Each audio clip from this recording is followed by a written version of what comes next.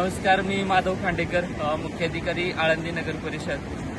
मी याद्वारे सर्व भाविक वारकरी व स्थानिक नागरिक तसेच पंचक्रोशीतील नागरिक यांना आवाहन करतो की आळंदीमध्ये इंद्रायणी नदीवरील चारी पूल बंद करण्यात आलेले आहेत. पुलावरून मोठ्या प्रमाणात पाणी जात आहे.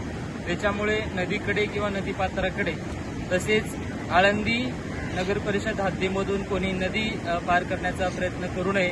या ठिकाणी मोठ्या प्रमाणावर पाऊस वरच्या भागात पडल्यामुळे पूर परिस्थिती निर्माण झाली आहे.